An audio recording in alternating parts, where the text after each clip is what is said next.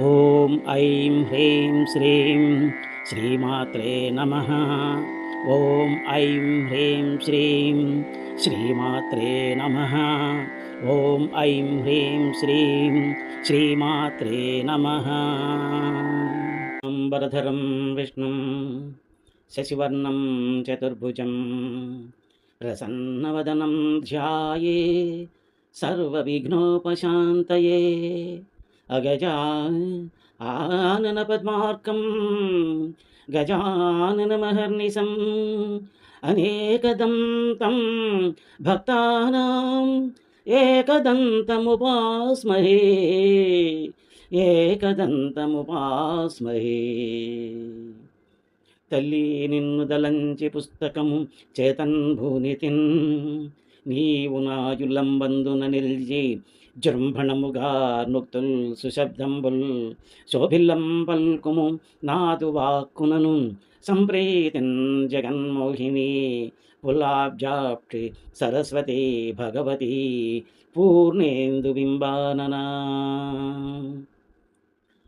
హ్రీంకారాసన గర్భితానలశిఖాం సౌక్లీం కళాం బిభ్రతీం సౌవర్ణాంబరధారిణీం వరసుధా దహుతాం త్రినేత్రోజ్వలాం వందే పుస్తకపాశమంకుశధరాం సద్భూషితాం ఉజ్వలాం త్వాం గౌరీం త్రిపురాం పరాత్పరకళాం శ్రీచక్రసంచారిణీం. గురుబ్రహ్మ గురుర్విష్ణు గురుర్దేవో మహేశ్వరః గురుసాక్షాత్ పరం బ్రహ్మ తస్మై శ్రీ గురవే నమః. జ్ఞానానందమయం దేవం నిర్మలస్ఫటికాకృతిం ఆధారం సర్వవిద్యానాం హయగ్రీవముపాస్మహే. గురవే సర్వలోకానాం భిషజే భవరోగిణాం నిధయే సర్వవిద్యానాం దక్షిణామూర్తయే నమః.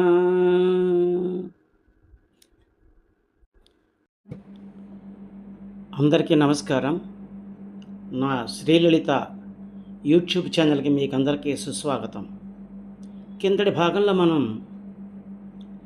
శ్రీ లలితా సహస్రనామ స్తోత్రంలో ఉన్నటువంటి 60 నుండి 62 వరకు ఉన్నటువంటి శ్లోకాల్లోని 244 నుంచి 259 వరకు ఉన్న నామాల తాలూకు అర్థాల వివరాలు తెలుసుకున్నాం. ఈ భాగంలో మనం 63, 64 శ్లోకాల్లో ఉన్నటువంటి 260 నుంచి 274 వరకు ఉన్నటువంటి నామాల తాలూకు అర్థాల వివరాలని తెలుసుకుందాం. ఈ భాగంలో ప్రవేశించే ముందు మనం కిందటి భాగంలో తెలుసుకున్న నామాల తాలూకు అర్థాలని ఒకసారి గుర్తు చేసుకొని ఈ భాగంలోకి ప్రవేశిద్దాం. 244వ నామం చరాచర జగన్నాథ. అంటే కదలనటువంటి జీవులన్నిటి యొక్క ఉన్నటువంటి సమస్త జగత్తుకి కూడాను ఆ నాథ అమ్మ, అంటే పరిపాలించేది అమ్మ, దిక్కు అమ్మ. అటువంటి దేవి ఈ చరాచర జగన్నాథ. ప్రాణస్పందన కూడా అమ్మే. జీవులు, ప్రాణం ఉన్నవి జీవులు, ప్రజ్ఞ మాత్రమే ఉన్నవి పదార్థాలు. అవే వాటినే అచరాలు, అంటే కదలనివి అంటారు. కదిలేవి కదలనివేని. అలాగా ఈ రెండిటికీ కూడాను, ఈ ప్రాణం ఉన్నవాటికి కానీ, ఈ ప్రాణం లేకుండా కదలకుండా ఉండేటువంటి జీవులకు కానీ, అన్ని జీవులకి అన్నింటికీ కూడాను ఆ అమ్మయే ఆధారం. కాబట్టి చరాచర జగన్నాథ అనేటువంటి నామం అమ్మకు వచ్చింది. ఆ తర్వాత చక్రరాజ నికేతన, అమ్మవారి యొక్క విలాసం, అమ్మవారి యొక్క నివాసం శ్రీచక్రం. ఆ శ్రీచక్రం అనేది సృష్టికి సంకేతం. ఈ శ్రీచక్రాన్నే చక్రరాజ్యము అని కూడా అంటారు. సృష్టికి సంకేతం. 4 త్రికోణాల కిందకి, 5 త్రికోణాలు పైకి, మొత్తం 9 త్రికోణాలతోటి ఈ శ్రీచక్రం ఉంటుంది.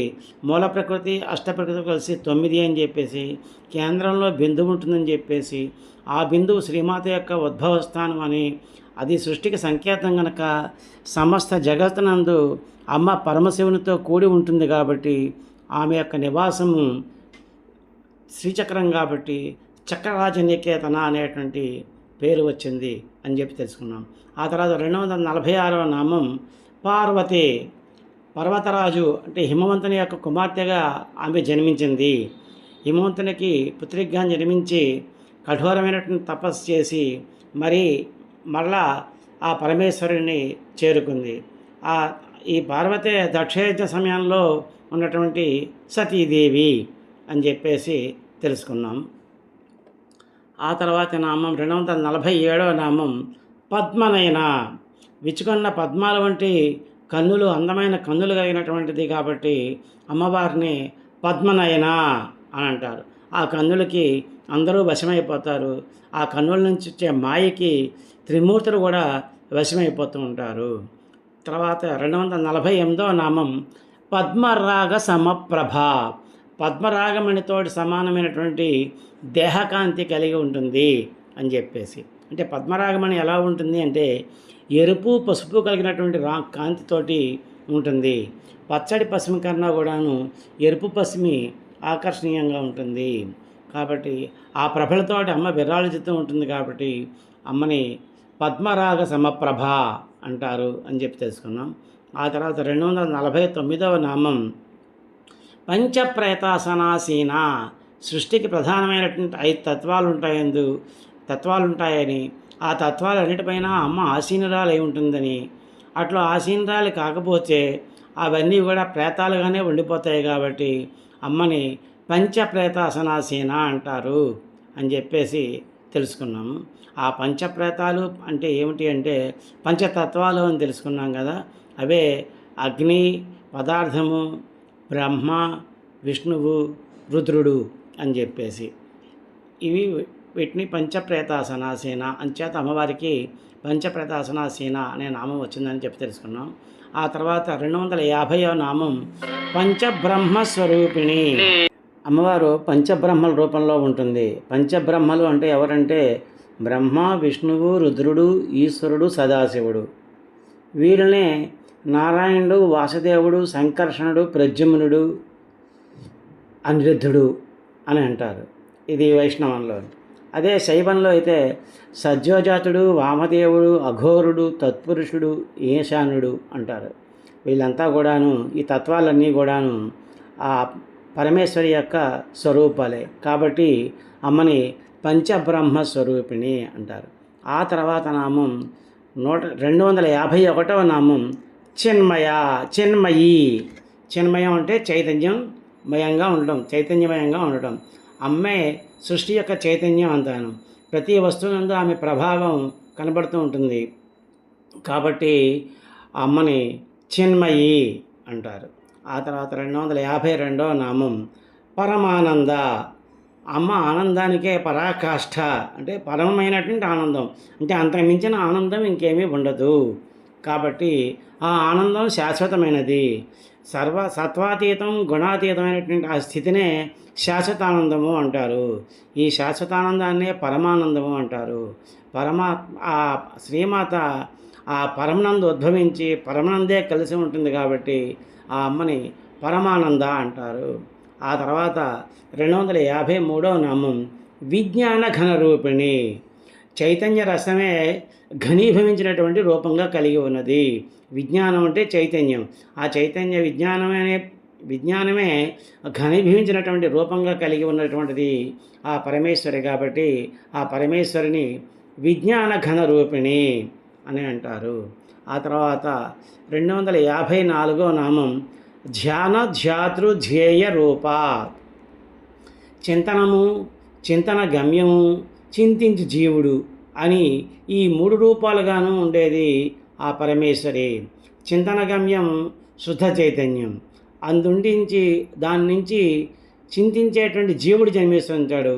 అతని గమ్యం మళ్ళీ పుట్టిన చోటికి చేరుకోవడం అంటే స్వస్థానానికే చేరుకోవడం.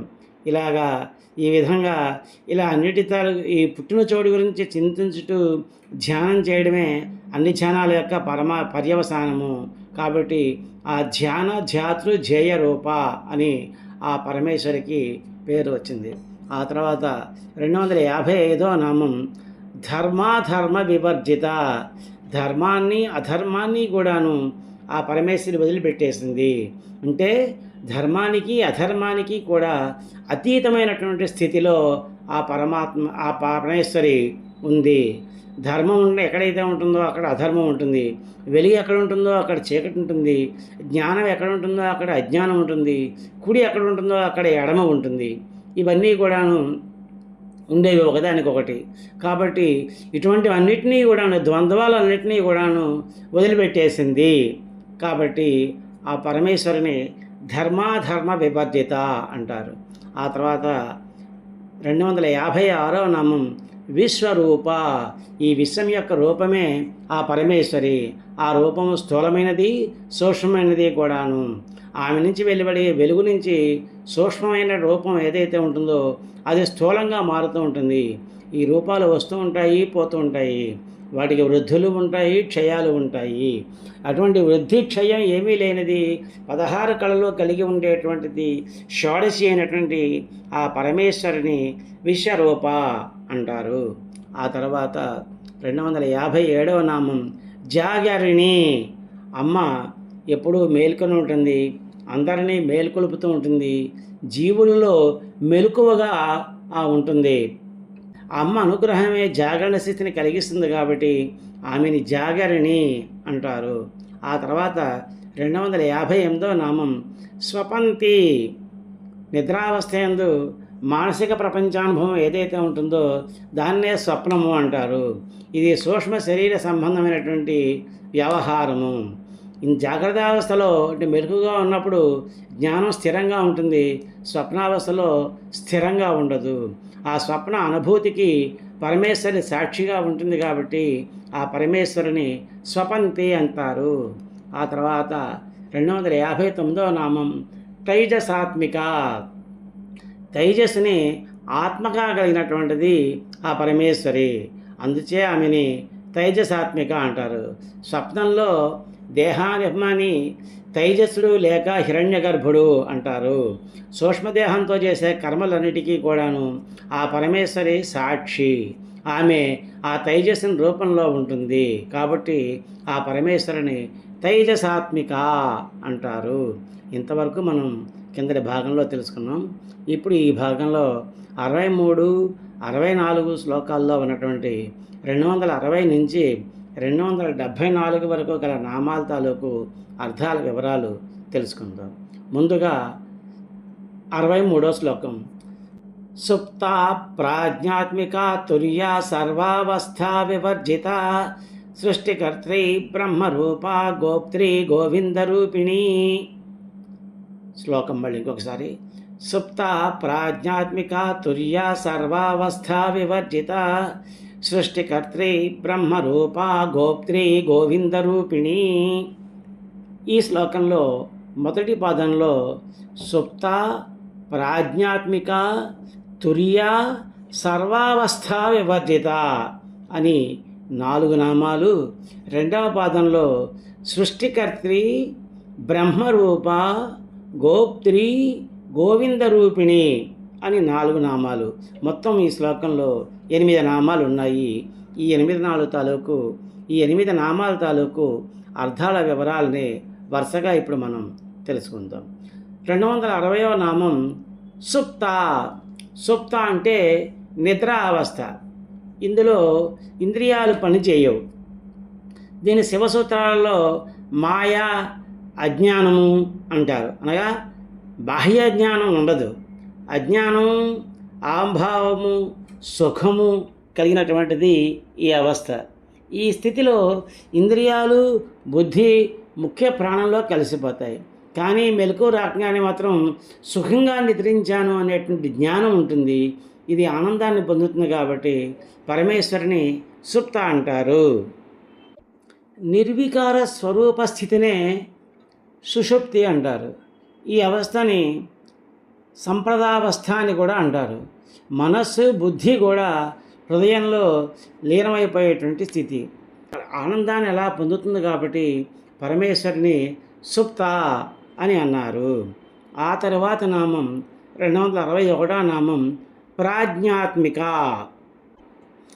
కిందటి నామంలో మనం తెలుసుకున్నాం నిర్వికార స్వరూప స్థితిని సుషుప్తి అంటారు అని చెప్పేసి. ఈ సుషుప్తిలో ఆనందం పొందిన జీవుల యొక్క సమిష్టి రూపం కలిగినది పరమేశ్వరి. ఈ స్థితిలో జీవుడు వ్యష్టిగా ప్రాజ్ఞుడు, సమిష్టిగా ఈశ్వరుడు.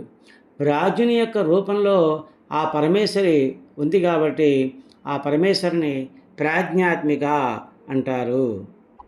మాండుక్యోపనిషత్తులో నిద్రించినప్పుడు ఏ కోరికలు కలలు లేని స్థితిని ఏదైతే ఉంటుందో దాన్ని సుషుప్తి లేకపోతే గాఢ నిద్ర అంటారు. ప్రాజ్ఞుడు ఈ సుషుప్తిలో సంచారం చేస్తూ ఉంటాడు, తిరుగుతూ ఉంటాడు. ఇక్కడ అతని అనుభవాలన్నీ ఏకమైపోతాయి. చేతనాశక్తి అంటే గ్రహించేటువంటి శక్తి అస్పష్టంగా ఉంటుంది. అసలు అతను చేతనుడా కాదా అని కూడా అనిపిస్తుంటుంది. అటువంటి ప్రాజ్ఞని ఆత్మగా కలిగింది కాబట్టి ఆ పరమేశ్వరుని ప్రాజ్ఞాత్మిక అంటారు. ఆ తర్వాత 262వ నామం తుర్య. తుర్య అనేది యోగంలో సాధించేటువంటి స్థితి. మనస్సు బుద్ధి కూడా రెండు బ్రహ్మరంధ్రాన్ని చేరినప్పుడు కలిగేటువంటి స్థితి. ఇది స్థూల సూక్ష్మ కారణ శరీరాలకి అతీతమైనటువంటి. మనసు బుద్ధి కళ్ళను ఆశ్రయిస్తే అది జాగ్రత్త అవస్థ. అంటే మనసు బుద్ధి కళ్ళు పనిచేస్తూ ఉంటే అది మనం మెలకుగా ఉన్నట్టు. ఆ మనస్సు బుద్ధి మనసులోకి వెళ్ళిపోతే అది స్వప్నావస్థ. అదే హృదయగతమైతే సుషుప్తావస్థ. సహస్రారం చేరితే తురీయావస్థ. ఇలా అన్ని అవస్థల్లో ఉంటూ అన్నిటికీ సాక్షి అయింది కాబట్టి పరమేశ్వరిని తుర్యా అని అంటున్నారు. లలితా అష్టోత్తర శతనామ స్తోత్రంలో జాగ్రత్త స్వప్న సుషుప్తీనాం సాక్షీభూత్యై నమః అని చెప్పబడింది. అంటే మెలకుగా ఉన్నప్పుడు కానీ, కళలు కంటున్నప్పుడు కానీ, గాఢ నిద్రలో ఉన్నప్పుడు కూడా ఆ అమ్మవారు సాక్షిగా ఉంటుంది. జరిగేటువంటి అన్ని పనులకి అమ్మవారు సాక్ష్యంగా ఉంటుంది. కాబట్టి ఇక్కడ పరమేశ్వరుని తుర్యా అన్నారు. ఆ తర్వాత నామం 263వ నామం సర్వావస్థా వివర్జిత. ఈ జాగ్రత్త అవస్థ, స్వప్నావస్థ, సుషుప్తావస్థ ఈ మూడు దాటితే దాన్ని తురీయావస్థ అంటారు. ఆ తురీయావస్థ కూడా దాటినట్టయితే దాన్ని తురీయాతీతావస్థ అంటారు. ఈ తురీయాతీతావస్థలో సాధకుడు అన్నీ వదిలేస్తాడు. అంటే ఇంకా అతనికి పునరావృత్తి అనేది ఉండదు. అంటే తిరిగి జన్మించడం అనేది, పునర్జన్మ అనేది ఉండడు. అటువంటి సాధకుడు ఎటువంటి కర్మలు చేయడు, అతనికి లోకంతో సంబంధం ఉండదు. అతడే పరమేశ్వర స్వరూపుడు. పరమేశ్వరి అటువంటి అన్ని అవస్థల్ని వదిలిపెట్టేస్తుంది కాబట్టి సర్వావస్థా వివర్జిత అంటారు. ఇక్కడ సర్వావస్థా వివర్జిత అనే నామం వాడారు కానీ సర్వావస్థ వర్జిత అనలేదు. వర్జిత అంటే అన్నిటినీ వదిలిపెట్టేసింది, విసర్జించినది అని అర్థం. ఇక్కడ వివర్జిత అంటే ఆ పదం వాడడంలో అర్థం ఏమిటంటే అన్ని అవస్థలందు అన్ని చోట ఆ అమ్మవారు ఉన్నప్పటికీ కూడాను వాటికి అతీతంగా ఉంది. ఏకకాలంలో ఆ అవస్థల్లోనూ ఉంటుంది, వాటికి అతీతంగానూ ఉంటుంది. కాబట్టి ఆ పరమేశ్వరుని సర్వావస్థా వివర్జిత అన్నారు. ఆ తర్వాత నామం 264వ నామం సృష్టికర్త్రి. సృష్టికర్త్రి అంటే అమ్మ సృష్టి నిర్మాణం చేస్తుంది. వీటినే పంచకృత్యాలు అంటారు. పంచకృత్యాలు అంటే ఏమిటి అంటే సృష్టించడం, రక్షించడం, అవరోధాలను నిర్మూలించడం, వృద్ధి చేయడం, మళ్ళీ తనలోకి లయమనర్చుకోవడం. వీటి కోసం ఆ పరమేశ్వరే బ్రహ్మ విష్ణు రుద్ర రూపాలు ధరిస్తుంది. అందుకే అమ్మను బ్రాహ్మి అని, వైష్ణవి అని, రుద్రాణి అని కూడా పిలుస్తూ ఉంటారు. సృష్టికి ఆ పరమేశ్వరి ప్రభువు కాబట్టి ఈశ్వరి, కాబట్టి ఈశ్వరి అని సృష్టి అంతా మొత్తం వ్యాపించింది కాబట్టి సదాశివ అని, జీవులను అనుగ్రహిస్తుంది కాబట్టి అనుగ్రహద అని పిలుస్తారు. అమ్మ ప్రధాన సృష్టి నిర్వహణాధికారి కాబట్టి ఆ పరమేశ్వరిని సృష్టికర్త్రి అంటారు. ఈ సృష్టి కార్యం అంటే జగత్తును నిర్మించడం అనేటువంటిది రజోగుణ ప్రధానమైనటువంటి ఆ పరమేశ్వరుడి పని. అటువంటి సృష్టిని చేస్తుంది కాబట్టి ఆ పరమేశ్వరుని సృష్టికర్త అంటారు. పూర్వం కల్పంలో జీవరాశుల యొక్క కర్మవాసనల్ని మాయా అంటారు. ఇవి జడంగా ఉంటాయి, అందుచేత అవి పరమేశ్వరులో లీనమైపోతాయి, లోపల ఉంటాయి. ఈ సృష్టి చేయడం రజోగుణ ధర్మము. ఆ పరమేశ్వరి మూల ప్రకృతి రూపం పొంది సృష్టిని చేస్తుంది. అంటే ఇంతకుముందు జన్మల్లో కర్మ పూర్తిగా నశించని వారు ఎవరైతే ఉంటారో వాళ్ళ యొక్క జీవుల యొక్క కర్మ అనుసారము వారికి ఉత్తర జన్మ ఇస్తుంటుంది. అందుచేతనే ఆమె సృష్టికర్తే అంటారు. ఈ సృష్టి గుణాల ఆధారంగా జరుగుతుంది.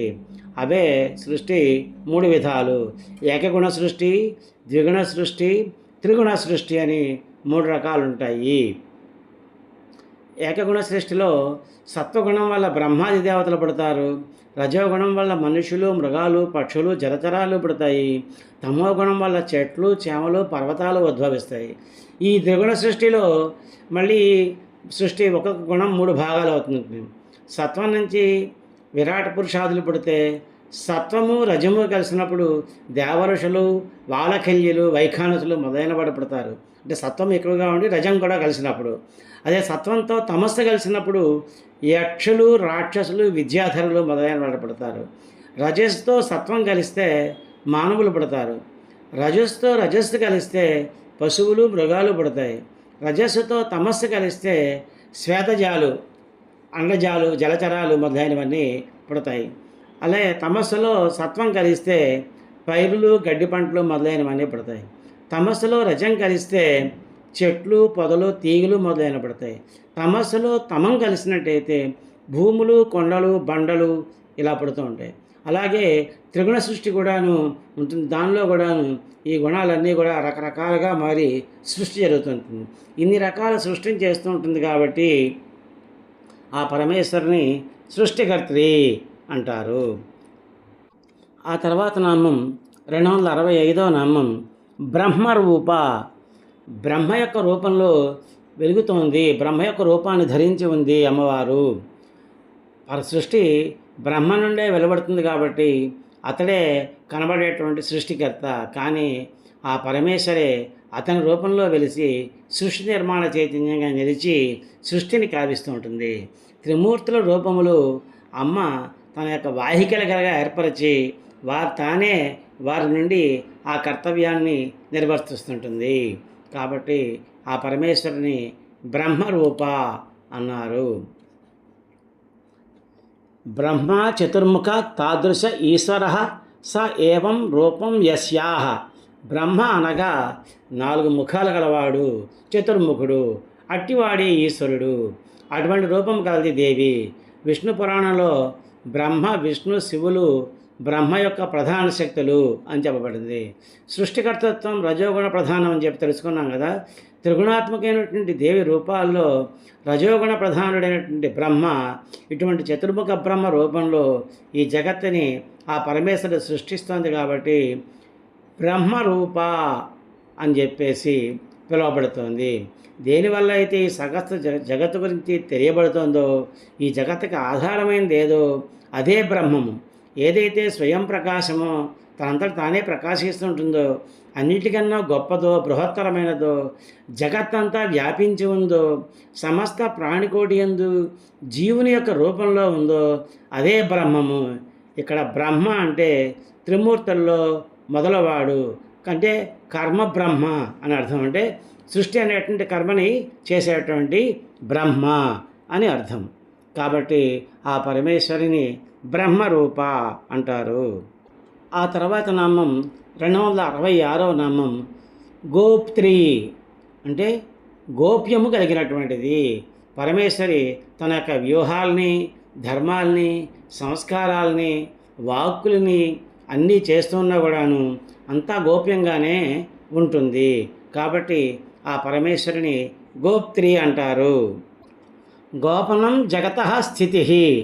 గోపనం అంటే జగత్తుని యొక్క రక్షణ అని అర్థం. అంటే సత్వగుణ ప్రధానమైనటువంటి ఆ ఈశ్వరుడి యొక్క పని అది. ఈ పనిని చేయడం చేతనే పరమేశ్వరి గోప్త్రి అని పిలువబడుతోంది. అంటే సత్వగుణ ప్రధానమై సకల జగత్తుని రక్షిస్తోంది కాబట్టి ఆ పరమేశ్వరిని గోప్త్రి అంటున్నారు. సమస్త భూతాన్ని పాలయన్ రక్షగో జగత ఇది గోప్త. సకల భూతములను పాలించి రక్షించున్నది. స్వమాయాయ స్వమాత్మానం సంవృణోతి ఇది గోప్త్రి. తన మాయనే తానే మరుగున పడుతున్నది, తన మాయతోటి తానే కనబడకుండా ఉంటుంది కాబట్టి గోప్త్రి అనబడుతోంది.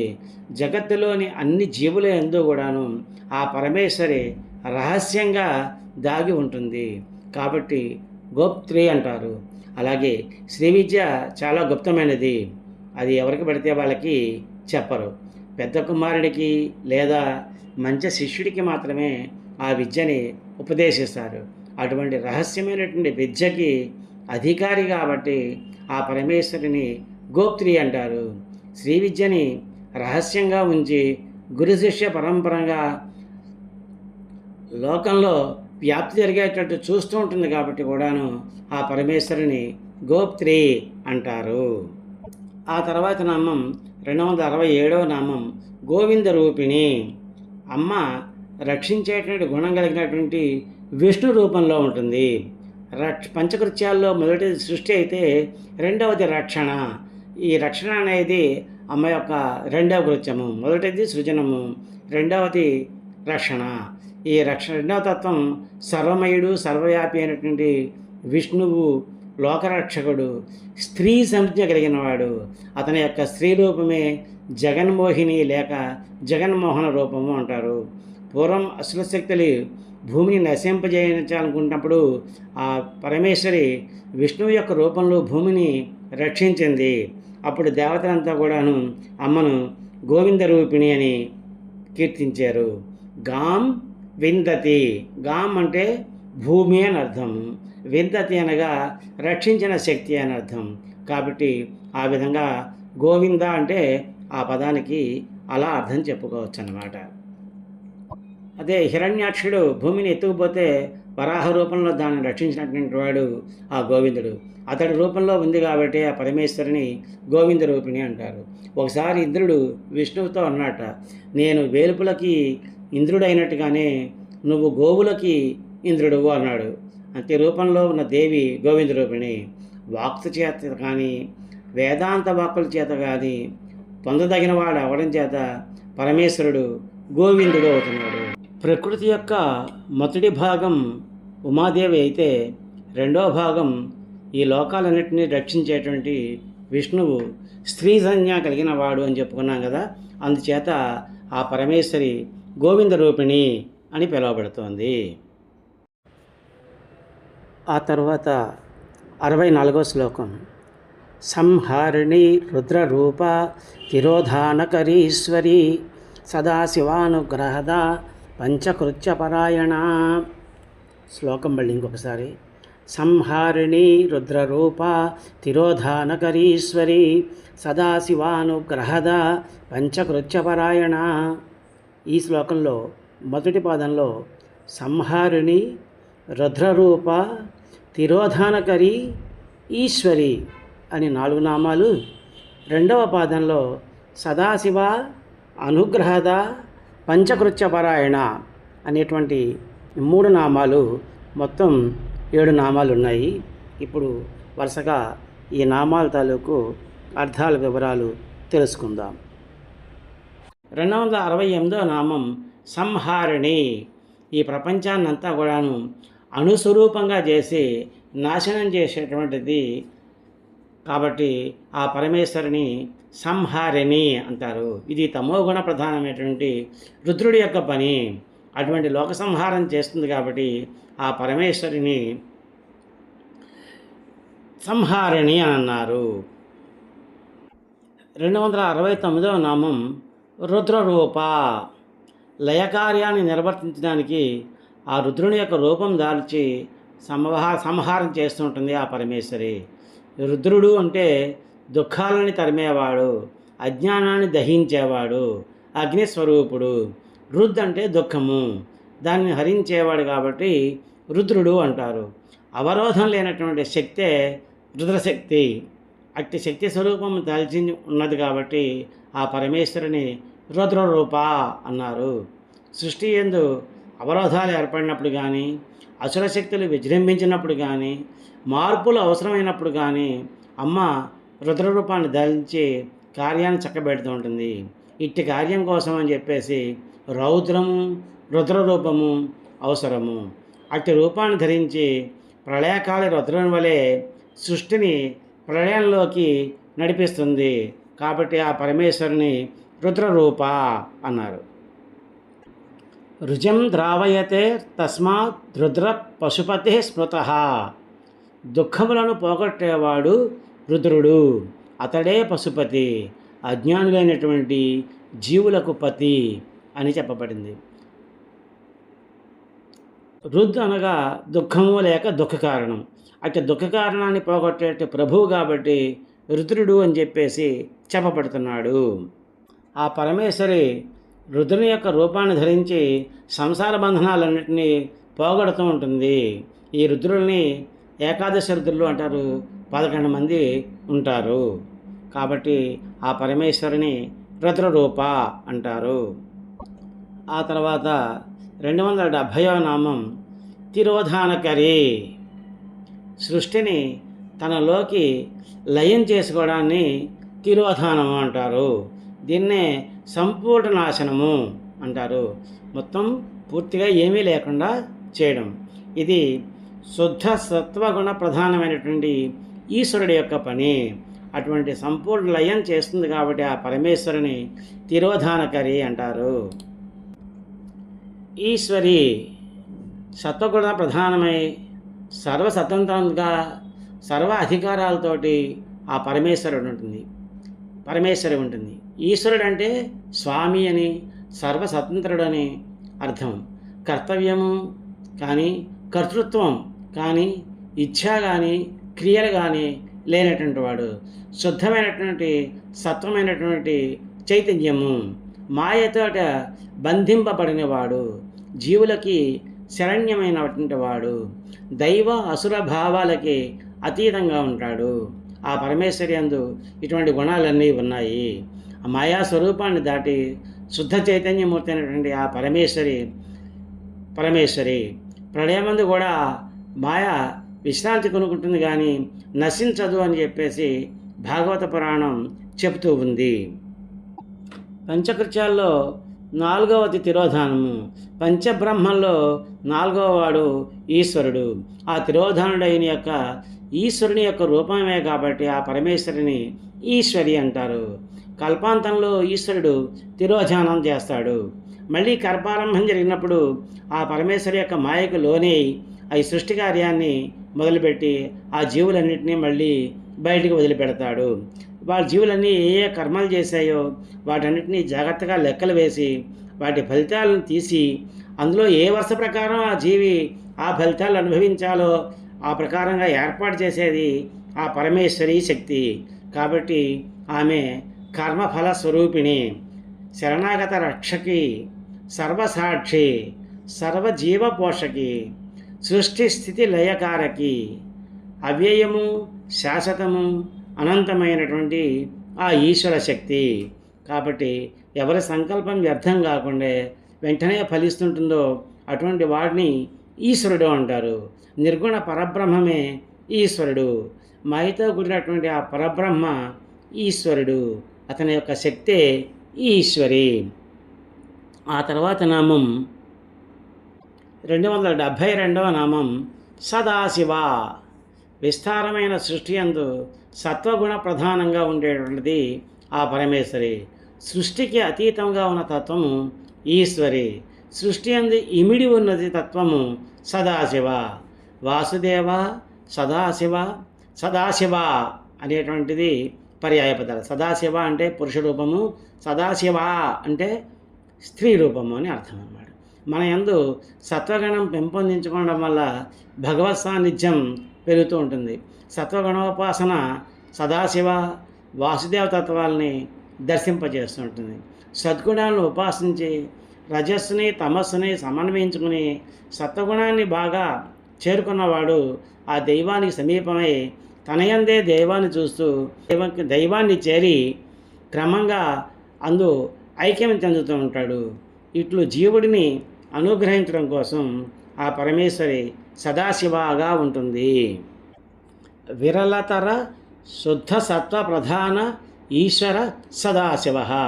విస్తారమైనటువంటి శుద్ధ సత్వ ప్రధానుడైన ఈశ్వరుడే సదాశివుడు. అటువంటి యొక్క సదాశివుని యొక్క రూపం కలిగినటువంటిది ఆ పరమేశ్వరి. సదాశివతత్వం శుద్ధ స్వరూపం, శుద్ధ సత్వ స్వరూపం తెలుసుకున్నాక పంచబ్రహ్మలో 5వ వాడు సదాశివుడు. పంచబ్రహ్మ కృత్యాల్లో 5వది అయినటువంటి అనుగ్రహంతో పునఃసృష్టికి చేసేవాడు ఆ సదాశివుడు. ఎల్లప్పుడూ శుభాన్ని మంగళాల్ని చేకూర్చేవాడు సదాశివుడు. సదాశివ అంటే బ్రహ్మతో ఐక్యం కలిగినటువంటి స్వరూపిణి. సదాశివుడితో భేదం లేదు కాబట్టి ఆ పరమేశ్వరిని సదాశివ అని అంటారు. ఆ తర్వాత నామం 273వ నామం అనుగ్రహద. అమ్మ అనుగ్రహాన్ని ఇస్తుంది. అర్హతతో సంబంధం లేకుండా ఎటువంటి కారణాన్ని ఎంచకుండా ఇతరుల శ్రేయస్సు కలిగించడం అనేది అనుగ్రహం. అమ్మ అనుగ్రహం అటువంటిది. సృష్టి స్థితి లయాలు నిర్వర్తించడం అమ్మ జీవుల కొరకు చేస్తుంది. ఎందుకంటే వాళ్ళ కర్మల్ని క్షయం చేయడం కోసం అని చెప్పేసి చేస్తుంది. ఇది కూడా ఒక అనుగ్రహమే. జీవులు నిద్ర నుంచి మేల్కోవడం, నిద్రించడం, ఇచ్ఛా జ్ఞాన క్రియలు కలిగి ఉండడం, భావనలు కలిగి ఉండడం, భాషణం చేయడం, మాట్లాడగలగడం, ఇవన్నీ కూడా అనుగ్రహాలే. పంచేంద్రియాలు, మనస్సు, శరీరాలను ఇవ్వడం, విచక్షణ, వైరాగ్యం, సద్బుద్ధి, సాన్నిధ్యం, ఇవన్నీ కూడా ఆ పరమేశ్వరి యొక్క అనుగ్రహాలు. జీవుల్ని రక్షణతో పాటు శిక్షిస్తూ ఉంటుంది. ఆ శిక్ష కూడా అనుగ్రహమే, కర్మ ప్రక్షాళనం కోసమే. అందుచే ఆ పరమేశ్వరిని అనుగ్రహద అంటారు. ఆ పరమేశ్వరి సదాశివుని రూపంలో పునఃసృష్టి మళ్ళీ ప్రారంభిస్తుంది కాబట్టి ఆ పరమేశ్వరిని అనుగ్రహద అంటారు. ఆ తర్వాత నామం 274వ నామం పంచకృత్య పరాయణ. సృష్టించడం, వృద్ధి చేయడం, రక్షించడం, అనుగ్రహించడం, తనలోకి తిరోధానం చేసుకోవడం, ఇవన్నీ పంచకృత్యాలు అని చెప్పి తెలుసుకున్నాం కదా.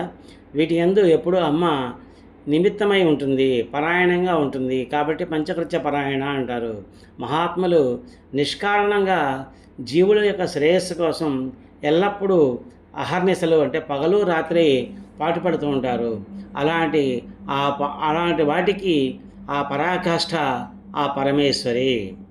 పంచకృత్యాలు అంటే సృష్టి, స్థితి, లయము, తిరోధానము, అనుగ్రహము, ఈ 5 రకాల కర్మల్ని నెరవేర్చడం కోసమని ఆవిడ సృష్టికర్త్రిగాను, గోప్త్రిగాను, సంహారిణిగాను, తిరోధానకరిగాను, అనుగ్రహదాగాను అనేక రూపాలతోటి ఈ పరమేశ్వరి ఆ పంచకృత్యాలని నిర్వర్తిస్తూ ఉంటుంది. కాబట్టి ఆ పంచకృత్యాల యందు ఆసక్తి కలిగి ఉంటుంది. కాబట్టి ఆ పంచకృత్యాలే అభీష్టంగా ఉంది. కాబట్టి ఆ పరమేశ్వరిని పంచకృత్య పరాయణ అంటారు. ఇంతవరకు మనం ఈ భాగంలో తెలుసుకున్నాం.